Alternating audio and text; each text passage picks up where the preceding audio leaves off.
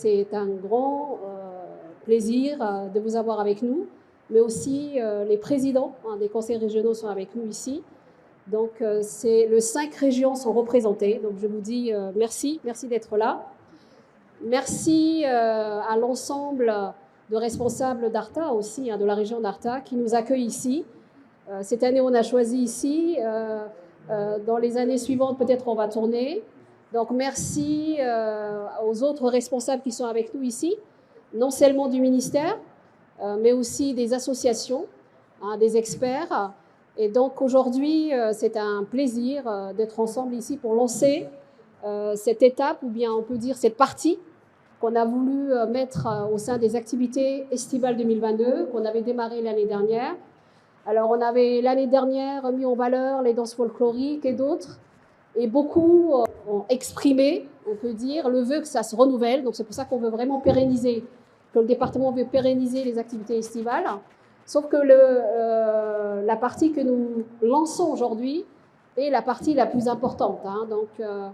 Et parce qu'elle est dans un grand programme qui consiste à aller dans l'essence d'une politique de préservation et des transmissions de ce que l'UNESCO souvent appelle GST, donc c'est l'acronyme qui est utilisé, Jeux et sports traditionnels, mais on dit aussi Jeux et loisirs traditionnels.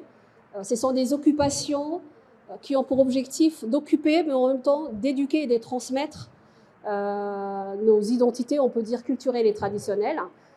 Et donc, ce n'est que la première partie, parce que c'est un long programme qui va se dérouler, nous l'espérons, jusqu'à septembre et plus loin, en tout cas pour la première partie, mais qui va aller beaucoup plus loin, puisque le but ultime est de transformer les GST en catégories que l'équipe et toutes les personnes qui travaillent sur la conservation du patrimoine en partenariat avec l'UNESCO vont mettre en avant pour que ça puisse être inscrit et qu'on puisse en être fiers et que ça soit dans un programme officiel qui aura pour mission non seulement de rechercher, donc c'est pour ça qu'on va travailler avec les partenaires souvent du MENSUR, que ce soit le CERD, que ce soit l'université, et d'entamer ce long processus d'inscription et ensuite de faire ce qu'on appelle les travaux de valorisation et des transmissions, notamment jusqu'à aller dans la production de documents sonores, vidéo, mais aussi dans la production de documents didactiques, pédagogiques. Nous souhaitons aussi travailler avec les MENFOP pour que ça soit versé dans les manuels. Donc, pourquoi on a choisi les régions? Parce que dans les régions, la mémoire orale est très vive, elle est très riche. Et donc, c'est devenu même, on peut dire, le berceau de cette culture, parce que nous transmettons par la voie orale. Et donc, c'est pour ça qu'on va travailler étroitement. Les CDC ne sont que les plateformes qui vont nous servir d'infrastructure pour ce travail-là.